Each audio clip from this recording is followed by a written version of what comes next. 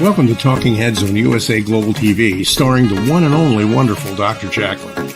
It's a prestigious place where world-class influencers and experts meet, and where you'll find the most trusted advisors and coaches for all things in life and business.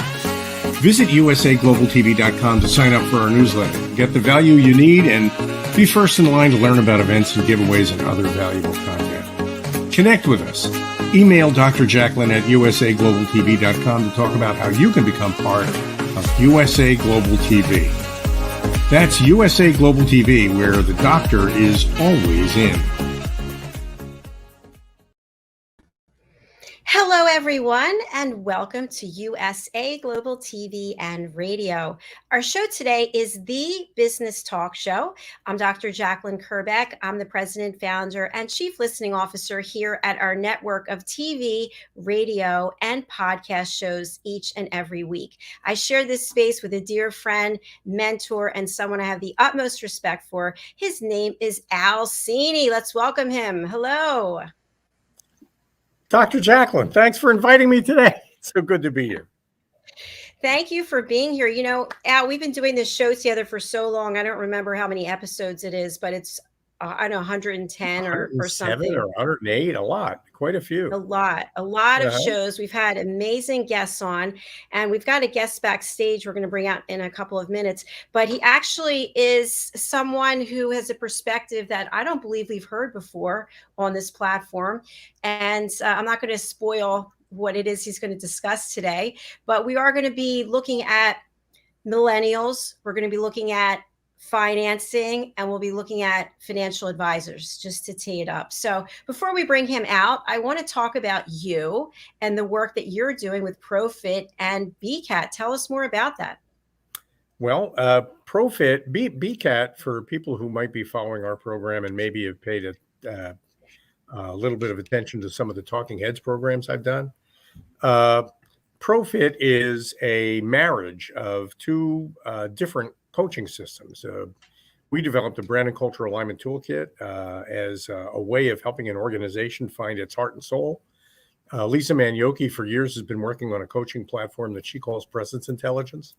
We found that when we combine those two, we can create a 3-hour, basically half-day team building experience that from soup to nuts reconnects a company or a team or a group of people with their reason for being, helps them find their why, and also helps them express that as a role model and then use that as a pattern of behavior that they can follow in order to become the best possible contributors to the purpose of their team that they can possibly be.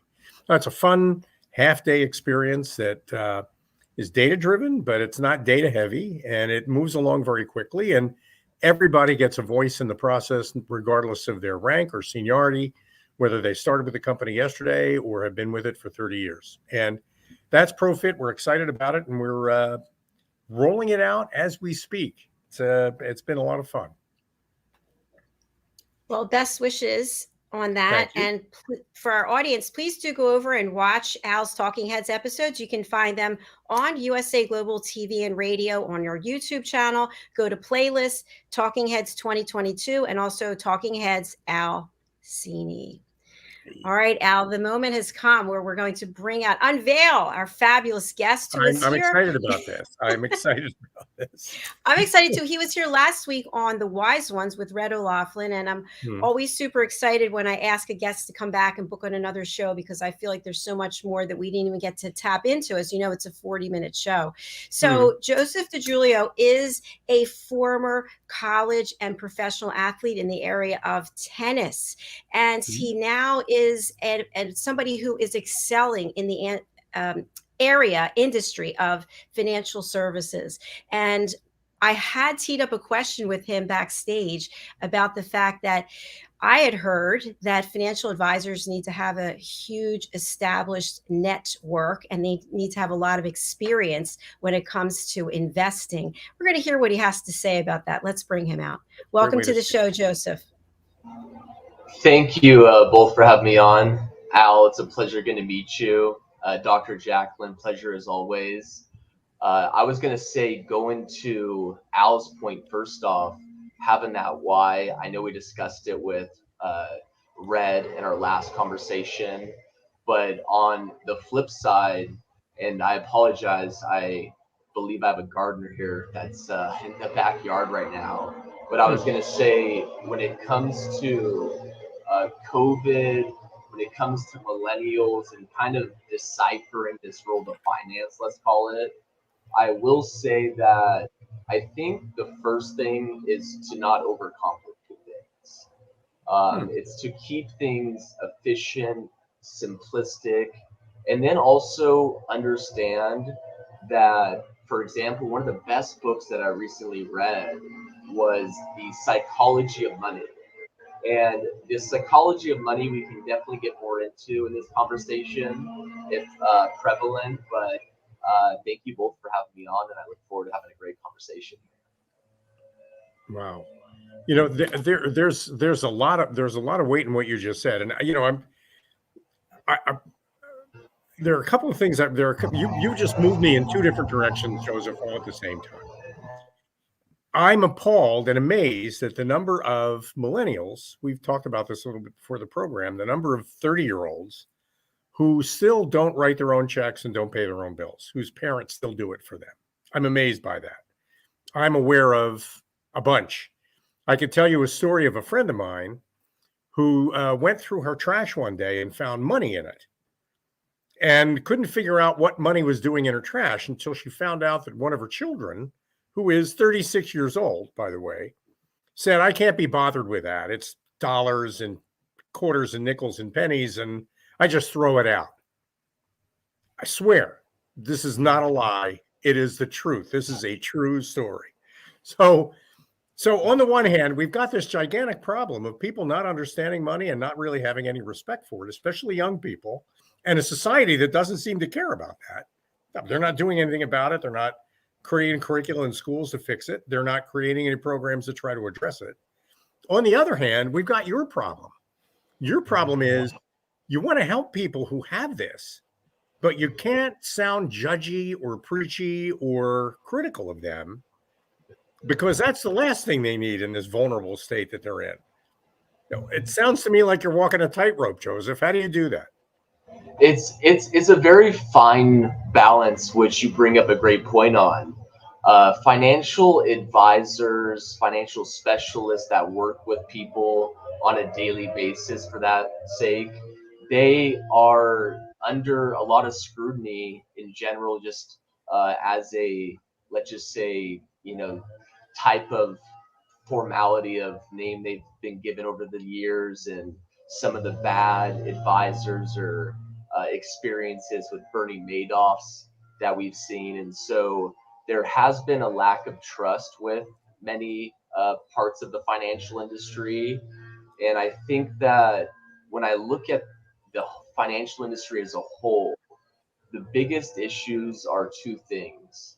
One is that we have a lot of financial advisors that have a lot of insurance and financial companies that are very much so incentivizing them to push certain products on people and not give them that full spectrum of understanding all of their options.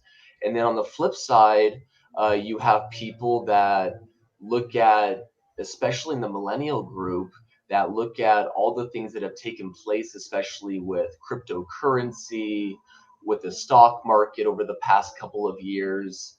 Of course, we're going through more of a recessionary period now, but there was people that were always kind of coming out of the gates, out of college, thinking I can capitalize on my brokerage account. And, really, I would consider it unrealistic expectations of what they're doing with some of their investments in dollars.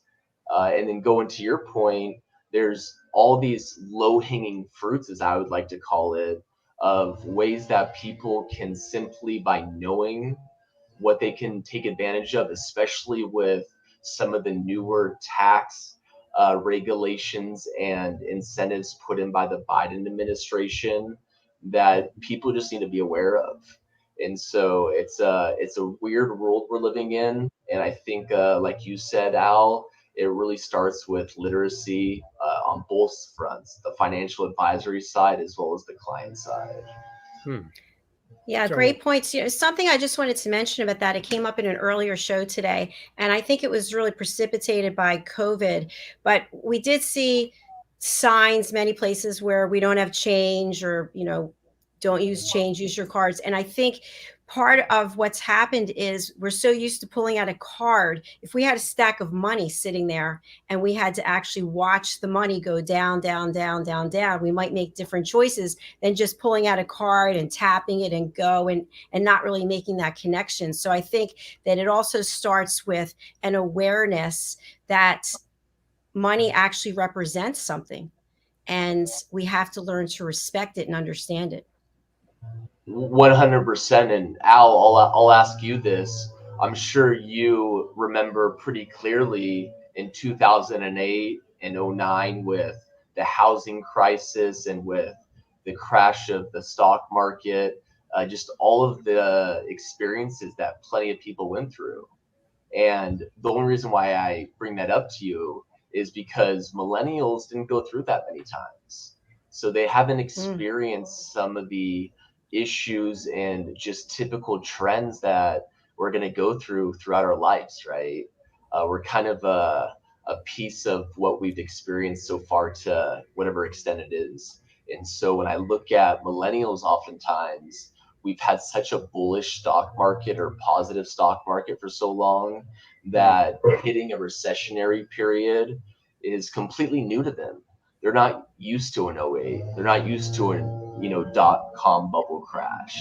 And so I think those experiences through storytelling, even oftentimes of clients that have gone through that, it helps kind of give a little bit more perspective, because one of the biggest things that you can create for a young millennial is perspective, ideally beyond their years as of currently.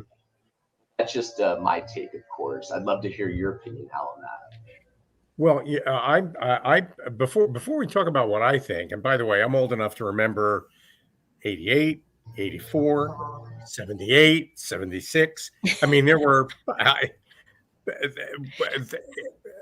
always a wave coming, and you've always got to grab your board and get ready to ride it. That's just sort of the way it is. And I think you're right. An awful lot of people, young people, never having experienced any of that, just believe that everything just chugs along and they never really need to worry about it. Because, but before we get into that, because I think Dr. Jacalyn's absolutely right. We're separated from the value of money by all these symbols and systems we've created, which really clouds our judgment and blurs our common sense.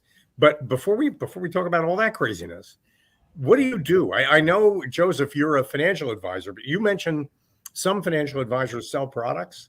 That's not you, right? You're not selling insurance, or are you? I mean, tell me what it is you do. So I work across the board. So anything from, I'll use an easy analogy here. If I was, say, a football coach, we have, in terms of our practice at DiGIULIO Financial, we're working on the offensive side of the field. So looking to grow out capital, do so efficiently, and really have those numbers, go into Dr. Jacalyn's point, driven at specific goals rather than just a number per se, right? And then on the flip side, being, say, a defensive coordinator or running the defense of a football team, you're managing risk. And people don't oftentimes realize that as a millennial, your biggest asset until the day that you achieve financial independence or retire is your ability to earn an income. Because without earning that income, if you were to have a premature disability or X, Y, or Z were to happen, you're really going to have a setback of being able to invest dollars and even look at options in the first place, right? Well, so your job as an advisor then is to be neutral with respect to what your clients actually buy. You're more concerned with what your clients' problems are and what they're actually trying to build for themselves. Correct. My job is to be a great question asker, to get to know someone in the sense of, even, for example, I'll give you a story here. So let's take a very common trend. Young millennials, oftentimes, where do they start? Putting money into a Roth IRA and building that out for the future. And so with a Roth IRA, oftentimes the first question I'll ask someone is, what is the biggest pro and what is the biggest con you see to your Roth IRA? And it's not because I have, an answer I want to fill them on with. It's more so for me to understand why they're doing this in the first place, why their train of thought is leading them to make certain decisions.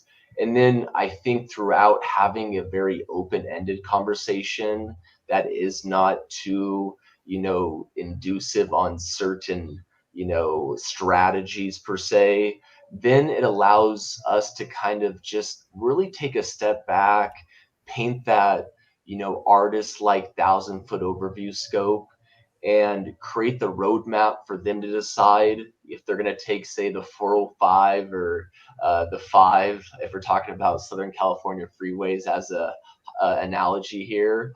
But at least they know the routes and they have a roadmap that they can decide, okay, now this is going to be the most efficient way based off of my belief around finances.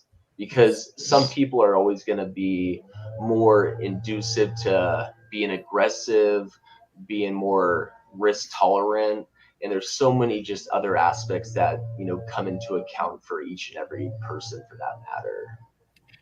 Okay. And you mentioned California. You're based in California, is that right, Joe? Correct. Okay. So are you licensed to serve clients anywhere in the country, or where are your clients typically? So my clients and our advisors' clients are based throughout the entire country. The majority of my clients are actually not in California. And so I know it's a little silly because I'm here in Newport Beach, where we're based as a firm with our headquarters, right?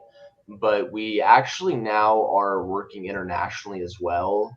And so I think that for us, it's not, sectored off to a certain portion of the country, but with COVID, especially as you've seen with a lot of businesses, it's allowed you to really have a lot of influence and, ability to get in contact with and build great relationships with people all around the world for that matter.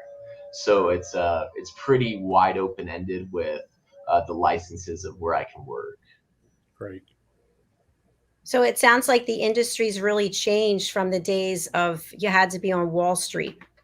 And the thing about Wall Street is it's never fully lost its, let's call it, quota around being, slam and damn and very just quick driven transactions of, heavy hedge funds and so forth that are, looking to acquire clients pretty rapidly and having aggressive sales tactics.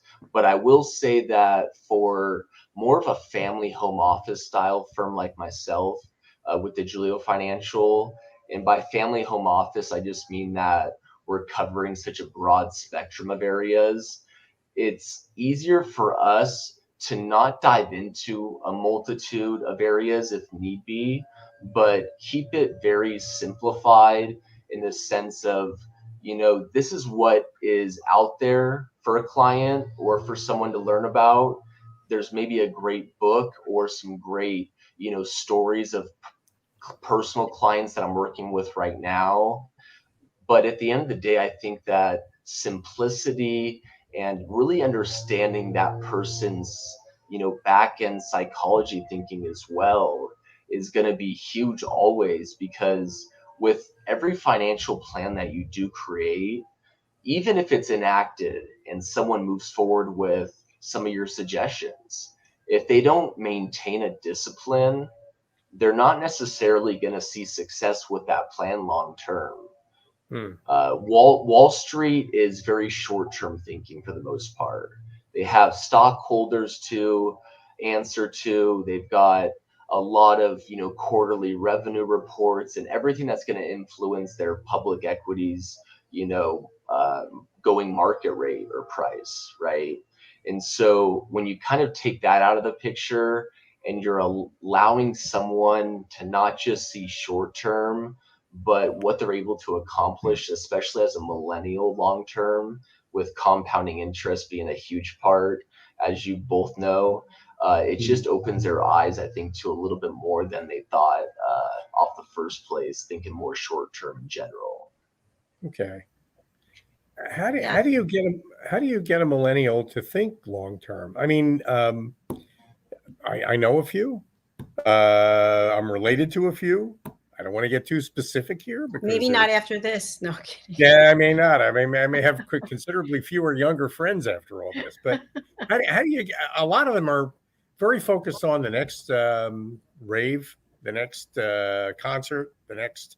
I mean, it doesn't seem like they think much further ahead than maybe a week or two. I don't know what your You're experience completely is. right. How do you get them to think like, what if they're going to live to be 60, 70, 80, maybe even 90 or 100, the way things are going? How do you get them to think about the condition they're going to be in when that time comes? So Dr. Jacalyn made a great point when she was talking about numbers and it not being, of course, the driving factor always when it comes to finances. But what I will say is that when you are able to listen, hear someone out, and start creating that full picture and scope of what it's going to look like for them at 30 years old, being able to buy that investment property, having the stability for their future family they want to have, and what that looks like at 40 years old. And all of the intangibles, non-numbers related, but purely around the things that they love to enjoy in their life, the things that they want to accomplish. And I know I mention this quite often, but personally, professionally, and financially, they're so intertwined. I think that story of what they're going to be looking at as of today, and that story along the lines of retirement not being maybe an age and a number, but more so, by the way, when we look at your retirement plan, I know it's 30 plus years out many times, right? What is that going to look like in your case? Maybe that is having the ability to travel the world like you've always wanted. That is the ability to start that charity and donate potentially to the church that you've gone to for your entire life. Maybe that's involving with the planning of having kids, because many times millennials are, of course, starting families later nowadays, right? Maybe it's a conversation around how they're going to be able to be impactful on their kids' future education and other aspects. And I think a lot of it oftentimes comes from inherent qualities or perspectives that they've gotten from people that they've been close to throughout their life. And I do think universities can play a huge part in that as well. Yeah, something I wanted to add is thank you, first of all, for all that information. I have several family members. I'm not going to say who they are, but they're extremely successful, 30, 32, 34, 26. And they own multiple homes. They own stocks. I mean, real estate. And I believe that a lot of it has to do with someone in our family who was a great influence to them, who taught them some things about money and about the future and about taking care of your family. And so it's really eye-opening because they teach me things, believe it or not. And I'm very open to learn because I see what it is that they've accomplished. And I think, wow, at their age, I was nowhere near. I'm probably not, and not today either. So it's just kind of interesting. I guess it goes on a case-by-case basis. And you do bring up a great point. And the one thing I would add to that, Dr. Jacalyn, is a lot of millennials in this saturated marketplace with so much being thrown at them, with not maybe having that literacy. It's just purely not knowing where to start. And whether you start maybe in the best spot possible with investing, putting dollars away, creating just a financial roadmap for your future, it's better to start somewhere than to start nowhere at all. So a lot of people hold off because they're so confused around, do I look at this? Do I think about, the stock market more so? Do I just focus on my savings? Do I need to be more just tax conscious for the time being? But oftentimes you'll start seeing that, and I'll give, a lot of millennial friends that I have on this topic as well that fit into the scope. They just don't purely know where to start. And if you don't start somewhere, I mean, you're really not going to, start building and taking advantage of your young age to begin with. Yeah, I agree. Just to follow up, one of my family members and I went out paddleboarding, like hardcore paddleboarding, not just like la la la. We were caught against the current, and we were talking business the entire time. It was so stimulating because I love to talk about business. So I would just encourage people out there, family members who have millennials in their family, get out there and talk to them. Like, do something, spend time with them. And when the subject comes up of finances, teach them what you know, and then listen to what they have to say. Maybe there's some things they've heard about, or crypto, NFTs, whatever it is, and maybe you'll learn something as well as them learning something. It could be we can learn things from kids. But I have another piece of advice. If there's a millennial out there that doesn't have a financial advisor, they're earning money and they're building a life, but they're not really thinking it through, or they're not sure that their plan is the right plan for them because they don't have the expertise to do that themselves, they should call Joseph, hook up with him, and then they can brag to mom and dad about how they have a financial advisor. Because I can tell you, when mom and dad hear that their child has gone off and retained a financial advisor on their own, it's very reassuring to a parent to hear your kids thinking along those lines. And Joseph, you work with other people as well. It doesn't have to be millennials, right? No, millennials I love to talk about because of, I just think, so much awareness that needs to be brought to that aspect of finance.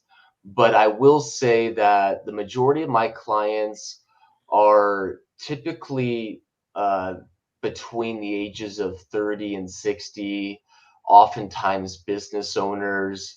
And the reason why I mentioned business owners is because they have so many more options, even from, say, an IRS tax planning and being efficient with their assets when it comes to sheltering from the IRS in a compliant way, and just with so many involvements with IRS codes constantly.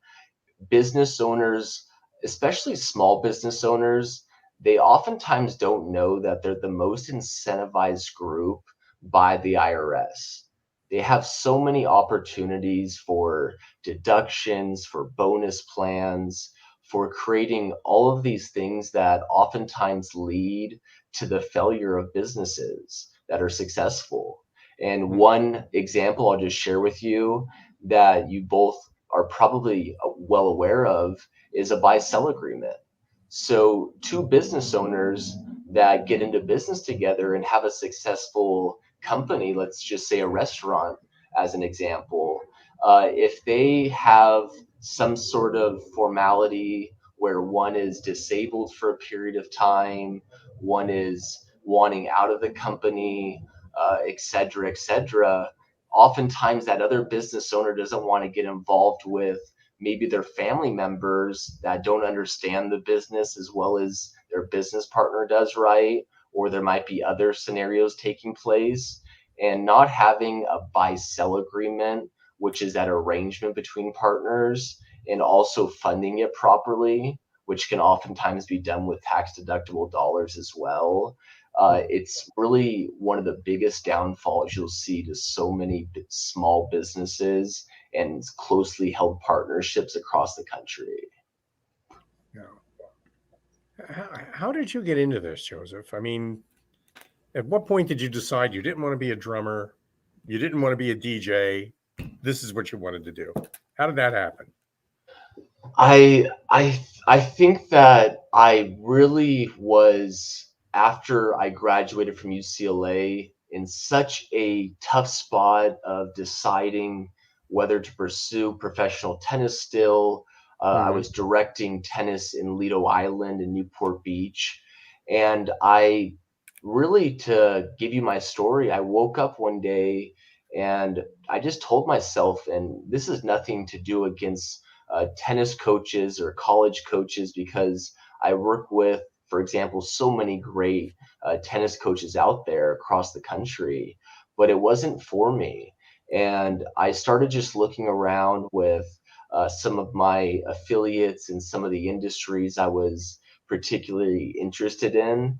And I ended up dabbling into a boutique firm here in Newport Beach, where I started off. And I really took a liking to not only the financial side, but also getting to know people and the relationship building and really the listening and question asking skills, which all goes into the psychology side, which I know as of now is really just as important as them understanding, in this case being a client, understanding what's out there investment wise. If you can't understand what they've been through, what they may prioritize when it comes to what keeps them up at night, what is maybe something that they're concerned about for the future or excited about. I mean, it can be very fun conversations as well, right?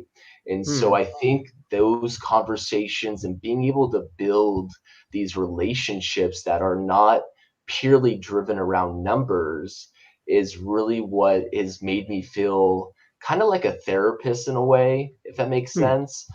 But not to get, too much into the therapeutic aspect, but really combining all of these areas that I think it really helps a client to resonate with what they're ultimately going to decide is best for them. And one thing which I know I mentioned earlier is starting from somewhere, right? Right. Well, let me tee you up with a challenge. Here's a challenge question for you. Millennials are turning 40. Actually, they're pushing 40 years old. I mean, we keep thinking of them as kids, but they're really not chronologically anymore anyway. Kids. They're growing up. They've got six-figure incomes. They maybe are on their second or third jobs. They're developing careers. And every now and then they've got a great uncle who'll keel over and die and leave them money. So let's start with this crazy question of a millennial who just turning 40 and gets left a chunk of money by somebody in their family. And they come to you and they say, you know what, Joseph, I think the right thing to do is for me to take this big check, cash it, and put it all in Tesla stock. Now, how does the psychologist, Joseph, deal with that kind of logic and that kind of thinking?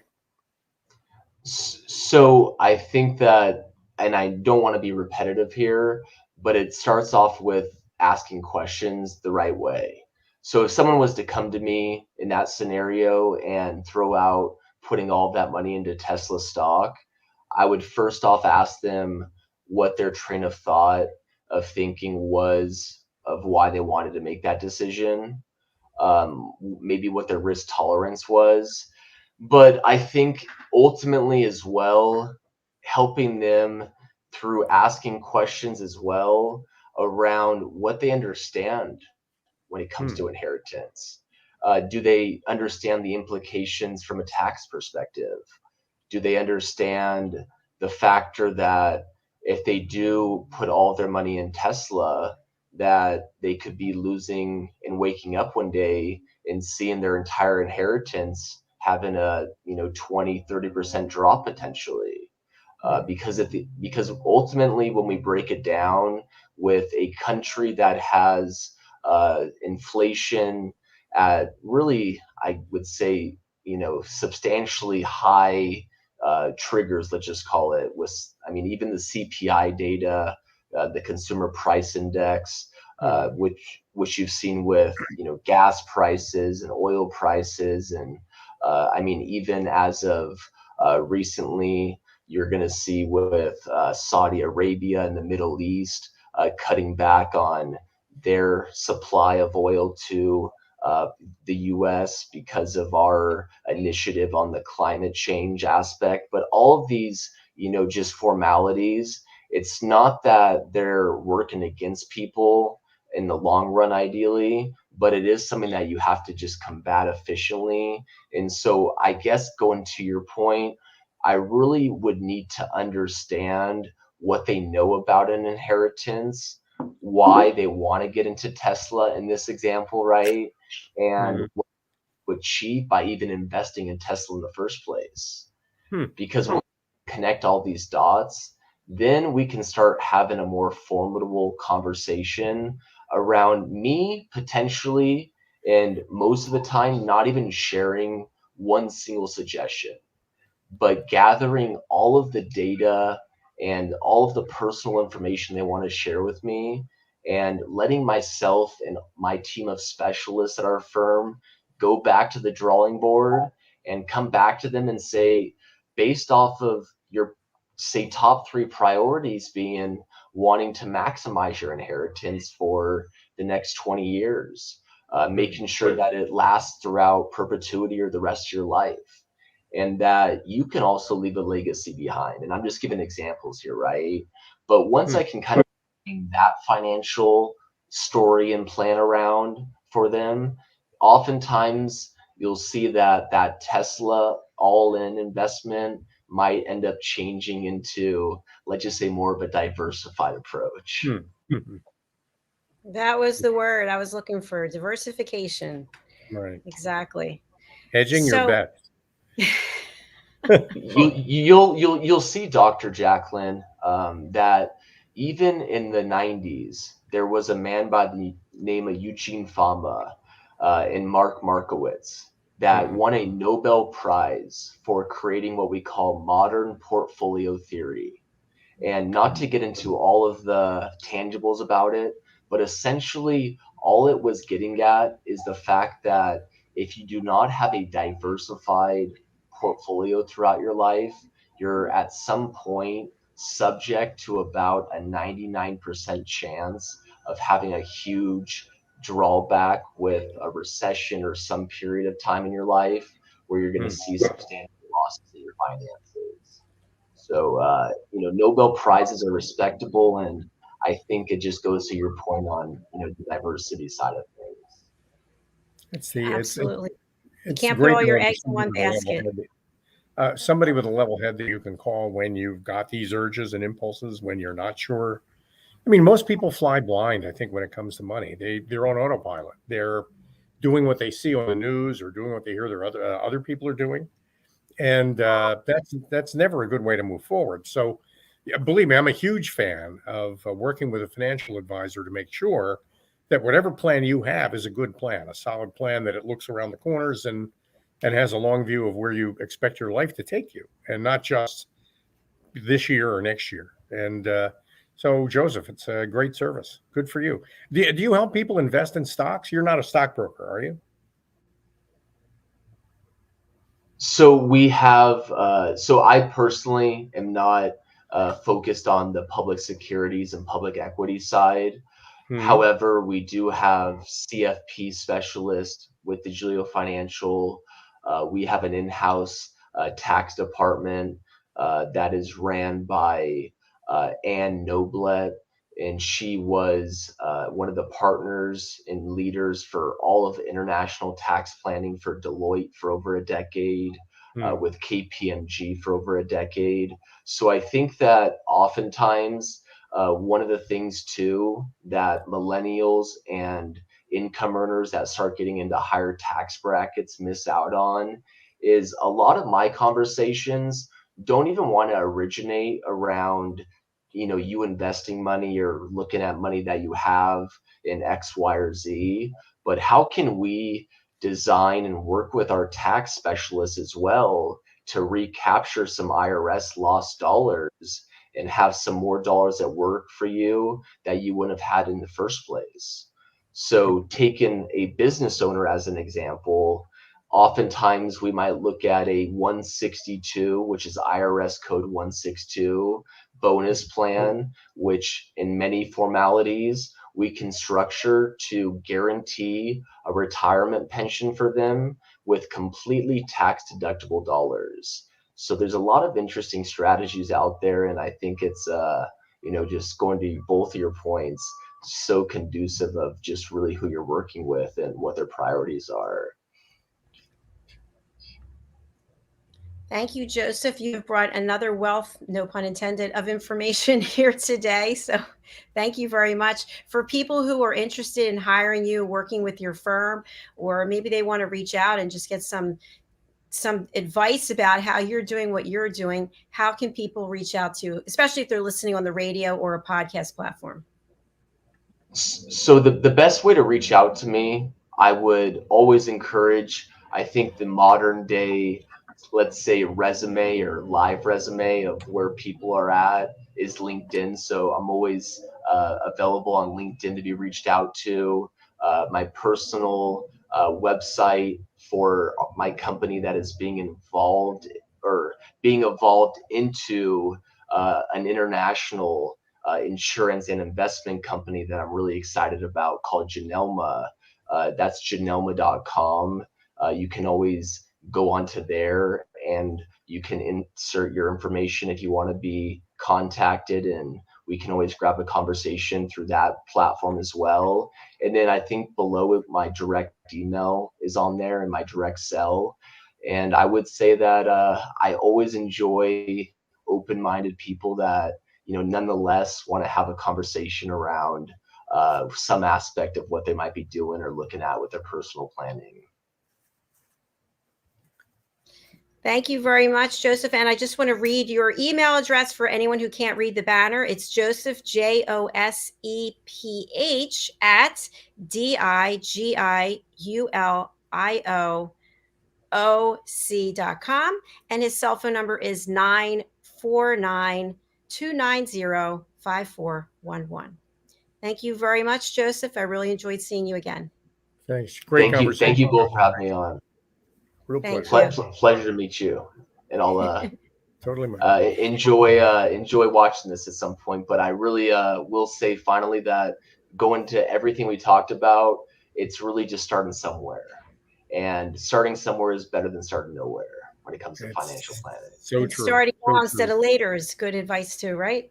Great, Joe. Correct. Yeah. All right. Thank you again. Bye for now. Well, that was very informative, wasn't it, Mr. CINI? It was, and it's a subject that most people don't know anything about, and even some senior people, like me, for example, can learn more about it. I mean, we can always stand to learn more about it. It's you're never too old to make a stupid mistake, and right.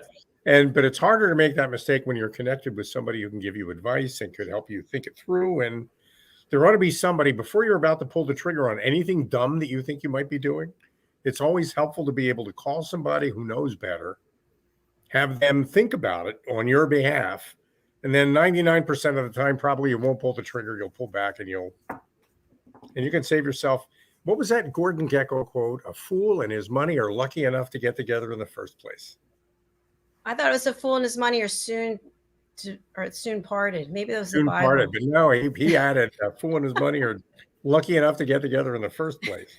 So, yeah, funny. I just want to say that I really appreciated the fact that Joseph apparently didn't think I would remember 2008 or 2009. So I'm celebrating that. He figured I would. He looked at me, he looked at you and said, there's no way. But me, I mean, no, I don't just remember COVID, honey. I remember all the way back to the Spanish flu, 1917. Let me tell you something. That was a tough time. Oh, you crack me up. Well, Al, once again, another great show. And I've got the boys waiting for me for the men's show. What is the best way for people to get in touch with you? And who would you like to contact you to sign up for this ProFit workshop that you have to offer? If you're a business owner or a business leader or a manager inside of a large company and you're wondering what to do at your next Zoom meeting, because your Zoom meetings are becoming repetitive and people aren't paying attention, you feel like you're losing your audience in those Zoom meetings.